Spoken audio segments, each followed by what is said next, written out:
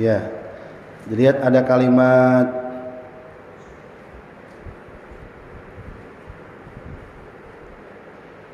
wa yubasyirul mu'minin, ya, ada kena ya. Wa yubasyirul mu'minin allazina ya'maluna sholihati anna lahum ajron kabir wa yubasyirul mu'minin. Jadi Al-Qur'an itu memberikan kabar gembira, tapi khusus buat orang beriman. Makanya lucu kalau ada orang beriman baca Quran kok nggak bahagia, tega malah 2-3 hari nggak baca Quran, kan lucu. Padahal di Quran itu sumber kegembiraan buat orang beriman kalau dia yakin terhadap berita-berita yang ada dalam Al-Quran. Hiburannya orang beriman kan ini hiburannya, digambarkan di dalam surga kenikmatan yang tidak akan pernah berhenti, selalu muda dan senantiasa awet muda, makan minum yang serba lezat, nggak pernah kenyang melainkan dia sendawa. Masa nggak gembira, Bu?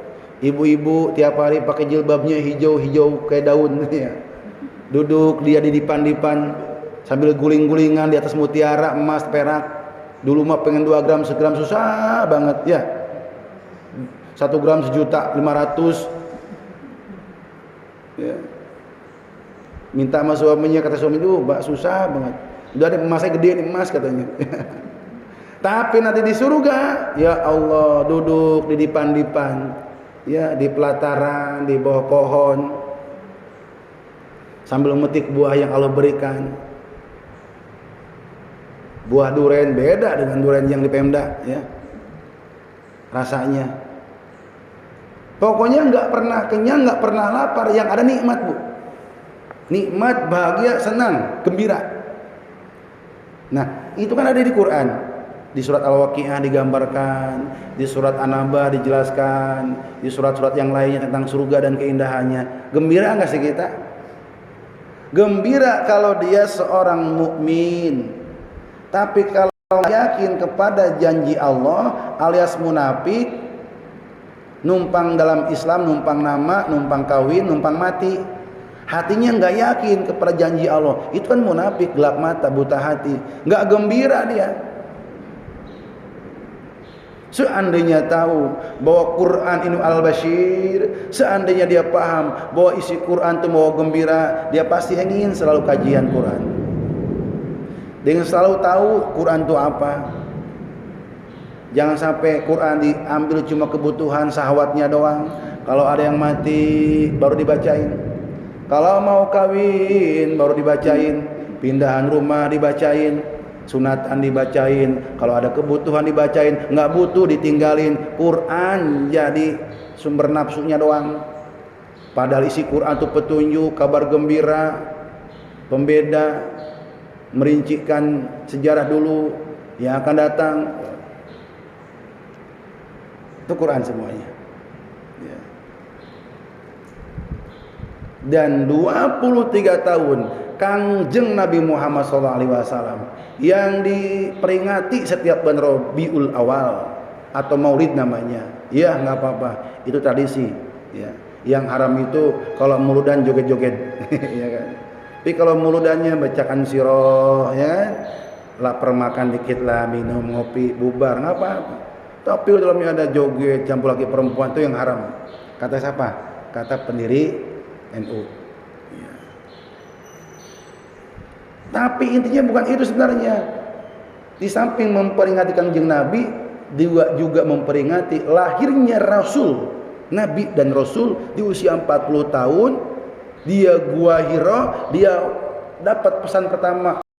Dari situ mulainya. Dari kumpulan Iqra sampai Anas tadi, ya, atau Al-Alaq yang pertama 5 ayat sampai surat Al-Maidah yang terakhir itu surat ayat ke-3-nya.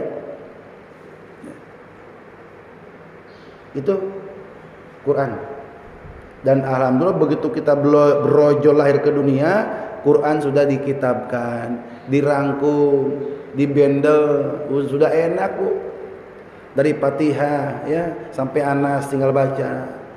Sedangkan turunnya Quran bukan Fatihah dulu ya. Fatihah malah yang kelima turunnya. Al-Alaq, Al-Mujamil, Al-Mudaththir, Al-Qalam, Al-Fatihah. Makanya kalau kajian loncat kan, ayat sini, ayat ke situ. Karena kita bukan tadarus. Coba deh yang nggak pernah kajian Quran bil ma'sur, kaget dia. Kok ustaznya loncat-loncat sih ayatnya katanya. Bahkan bilang ustaz tuh ngacak-ngacak ayat katanya. Orang tafsiran begitu, tafsir Quran. Dan yang paling hebat adalah Quran dengan Quran, kata Ibnu Katsir. Lihat ya di tafsir Ibnu Katsir. Quran dengan hadis, Quran dengan sejarah. Kata ulama, itu aja muter-muter. Kalau Quran siapin. Yang kita mah barusan Quran dan hadis. Arba'in Nawawi itu hadisnya, Qurannya sudah. Nah, sekarang kajian yang terus berlanjut. Ya. Kenapa? Kalau kita mengenal banget terhadap Quran, ma'rifatul Quran, nama, sifat, karakter dan tujuan, fungsi, keutamaan Quran, begitu di alam kubur atau nanti malam kita mati, masuk ke alam kubur, ditanya, mak kita buka, udah lancar Bu. Karena di alam kubur suami ibu nggak nemenin, nggak bawa HP, anak pergi, suami pergi, 7 langkah pergi, mereka datang mungkar nakir. Tengok suami saya mana ya, anak saya nggak ada. Dulu suami yang larang ngaji ternyata nggak nemenin di alam kubur. Dulu anak yang penghalang ngaji nggak nemenin juga di alam kubur. Dulu warung, gara-gara warung nggak tutup saya nggak ngaji, nggak nemenin juga ke warung ke kuburan. Jangan warung, jangankan anak, jangankan suami, baju yang mahal, baju gamis 2 juta beli di mall, bawa nggak Bu? Atau pesen sama anaknya, ntar kalau emak mati, ini gamis nih bawanya, pakein ke emak, mahalnya 2 juta nih. Nggak ada. Yatba'ul mayitun salasun, kata Nabi, yang ikut ke kuburan mah cuma 3. Wa yarjisna, ini yang 2 pulang lagi. Wa yabqa wahidan, yang 1 bakal netep. Amalun solihun au amalun salahun. Amal soleh atau amal salah. Pertanyaan sekarang, tanya diri kita masing-masing. Setiap satu datang ke masjid, niat mau ngaji, mau belajar Quran, soleh apa salah? Halo? Ragu-ragu nih. Soleh apa salah? Udah pertahankan. Teman ibu di alam kubur, karpet jadi saksi, sodakoh jadi saksi, napas ibu yang nempel, kan napas ibu pulang masa nggak napas, saksi, kedipan mata, saksi, bahkan pori-pori kulit ibu bakal bicara ketika semua nggak bisa menyaksikan, dirinya sendiri disaksi. Kulit, alhamdulillah, selama 2 jam setiap Sabtu di dalam masjid, kulit dibawa ngaji, alhamdulillah, ya, saksi. Mereka kalau mau ngomongin orang jangan bawa kulit, bisa nggak? Saya menggibah orang ya, saya kulitin dulu, nggak bisa. Berarti ngomongin orang bawa kulit, ngomongin suami bawa kulit, ngibah bawa kulit, nggak ngaji bawa kulit, dah bahkan kulit akan bicara. Juludum, kulit mereka berbicara. Alhamdulillah setiap Sabtu. Setiap Sabtu nih udah bertahun-tahun kita. Kecuali ada ujur syar'i kayak kemarin dadakan, atau ibu ada ujur syar'i, itu Allah tetap dapat pahalanya, tapi ilmu nggak dapat. Yakin setiap Sabtu kulit kita aman 2 jam. Karena dibawa ngaji. Pori-pori juga alhamdulillah. Maka tenanglah, ya, entar lagi beres. Yang jadi nomor berapa nih? 10 ya? Oh. Ya, kenalan dengan Quran udah 10 nama tuh, ya. Kok saya baru 3? Berarti kelewat, nyontek. Yang belum 10 harus nyontek. Jadi ngaji di kita wajib nyontek. Nah, salah satu nama Quran Al-Busra atau Al-Bashir adalah kabar gembira, kasih kabar gembira. Tambah satu lagi. Masih Al-Busra di surat 41 ayat 30.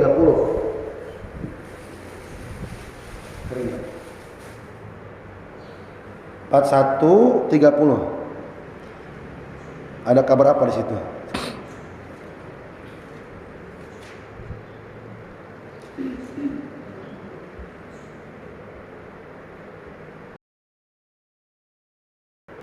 Bismillahirrahmanirrahim. Innal ladzina qalu rabbuna Allah summa istaqamu tatanazzalu alaihimul malaikatu alla takhafu wa la tahzanu. Nah, apa lanjutnya? Wa abshiru bil jannati allati kuntum tu'adun. Ya, garis bawah itu absirnya.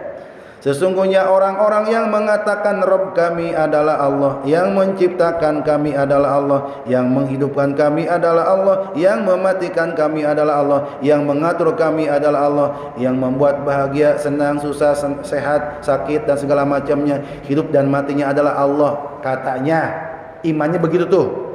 Summastaqamu, kemudian dengan keyakinan model begitu nggak tergoyahkan lagi, nggak mencela sini lagi, nggak yakin ke kuburan sebagai pemberi manfaat dan mafsadat, kayu, jimat dan lain sebagainya, dukun, nyeroh kidul, nyeroh wetan, kaler kulon, ya nggak yakin pokoknya.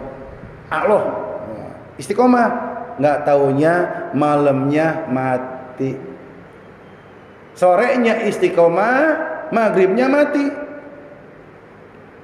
Mendadak loh, kayak Marsyahat katanya. Ya mendadak lah mati mah, ya. Cuma surat dan kabarnya udah lama. Gigi copot atu surat. Ya, rambut putih surat. Itu surat udah berdatangan tiap hari. Tiap hari pun Ijrail 70 kali nengok, ya. Kok mendadak? Ya. Dia meninggal.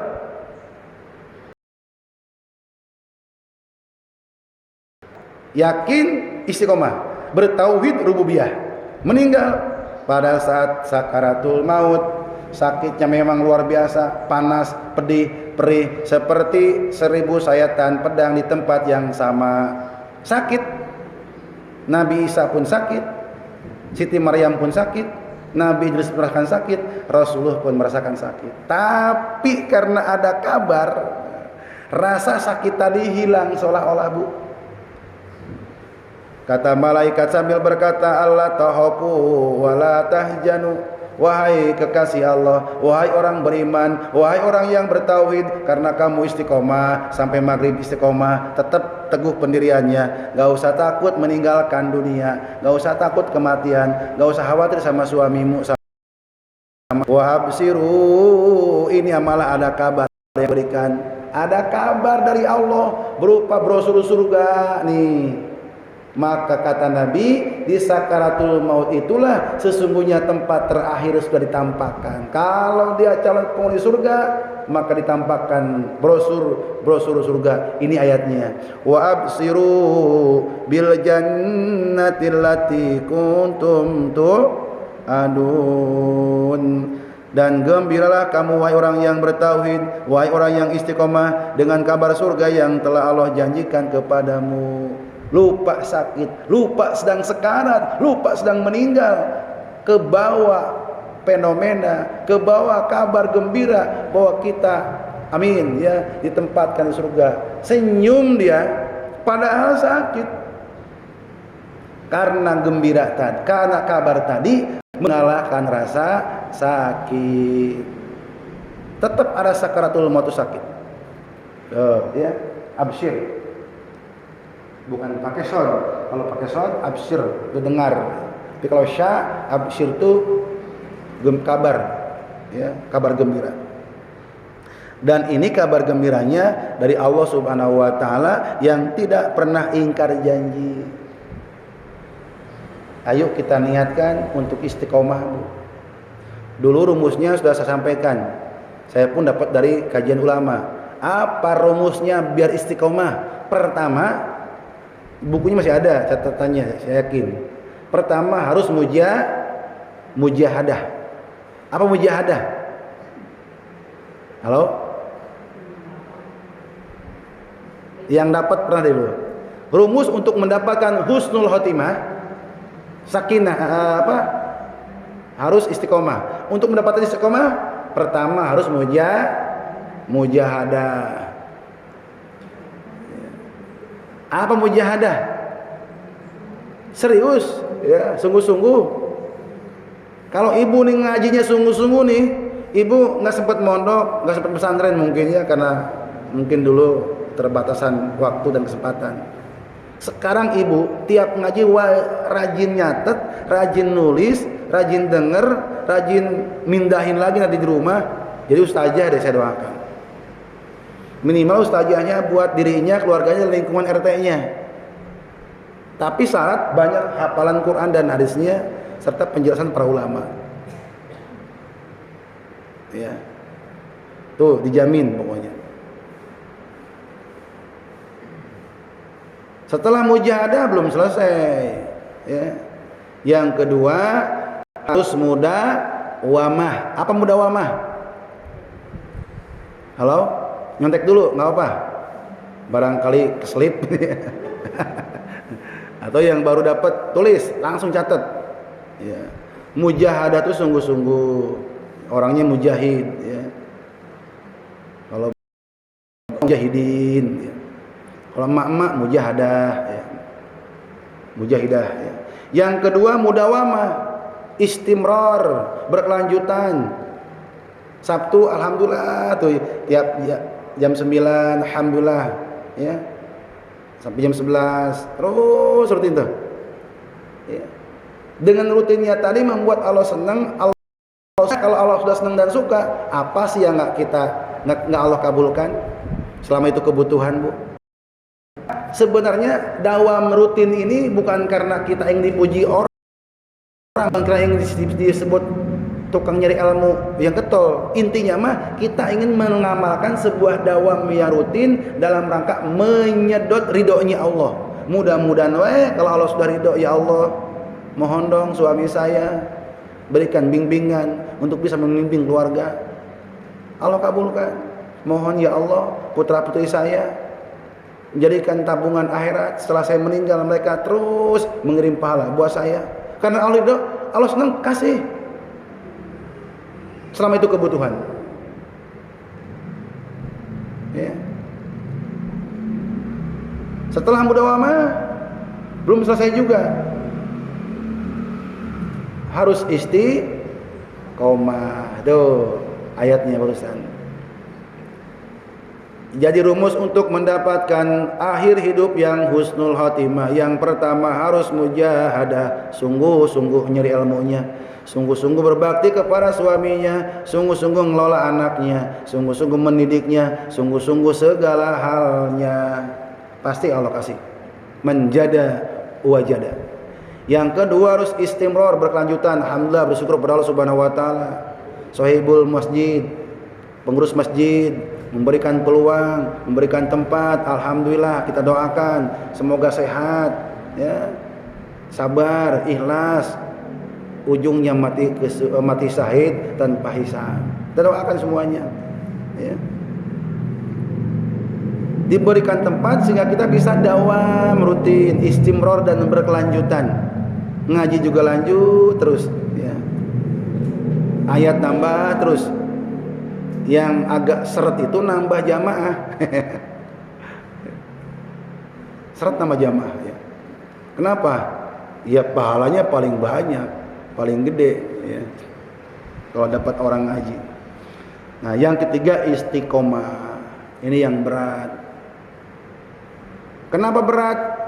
Hadiahnya 4130, Bu. Ya. Mujahadah, mudawamah, istiqomah, baru otomatis pasti Allah kasih husnul. Insyaallah, ya. Jadi kita niatkan dawam ini untuk menggapai istiqomah.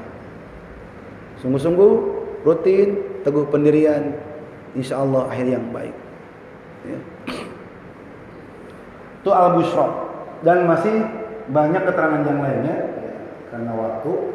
Intinya Al-Quran punya nama Al-Bashir, artinya kabar gembira, tetapi khusus buat orang mukmin. Bahkan sebaliknya buat orang munafik mah Quran itu sebuah beban. Misalkan di Quran ada kalimat potonglah kedua tangan pencuri wasariku wasarikatu faqta'u aydiyahuma, kata Allah, potonglah kedua tangan si koruptor tuh, si korupsi, si maling, pencuri, begal, copet dan teman-temannya. Kata Quran ya. Si koruptor deg-degan tuh. Si maling kejang-kejang. Begal apalagi loh, kalau saya ketangkep dipotong tangan. Kalau pakai hukum Islam, maka jangan sampai negara ini pakai hukum Islam. Maunya diapain? Penjara aja deh. Semakin banyak yang dicuri, semakin enak tempatnya, Bu. Ada ber-AC. Siapa yang bilang begitu? Almarhum siapa tuh? Anton Medan.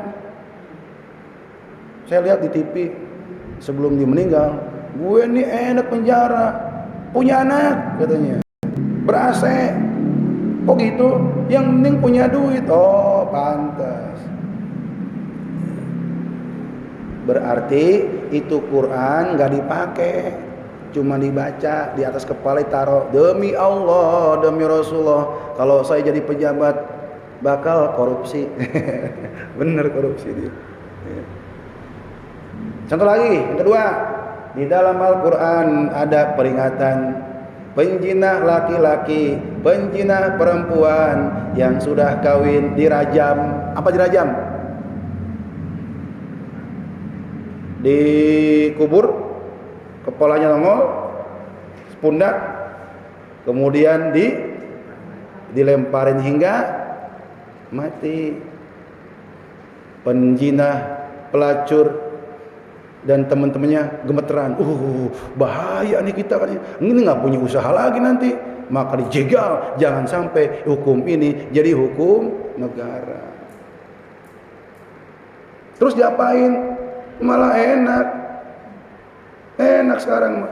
Coba diperkosa, lapor ke polisi. Kamu perkosa? Iya. Gimana enak? Gak enak. Lanjutin katanya. Malah nggak ada nanganin kasus begitu. Nggak ada duitnya. Ketangkap udah kawinin. Akhirnya perjinahan ada yang legal, nggak punya duit pinggir rel. Yang bahaya sekarang perjinahan depan mata. Waspada anak-anak kita, jaga. Dulu ya, kalau baca sejarah dulu, lihat perempuan lewat saja kebuka aurat sedikit, hafalannya lupa, gemeteran. Sekarang depan mata telanjang. Udah gitu nggak punya hafalan. Yang rontok apa? Geli ya akhir zaman ya. Ulama punya hafalan baik, Imam Syafi'i melihat betis perempuan di pasar, nggak sengaja hafalannya terhambat. Sekarang kita nggak punya hafalan, bapak ibu nggak punya hafalan. Lihat aurat tiap hari, apa yang rontok?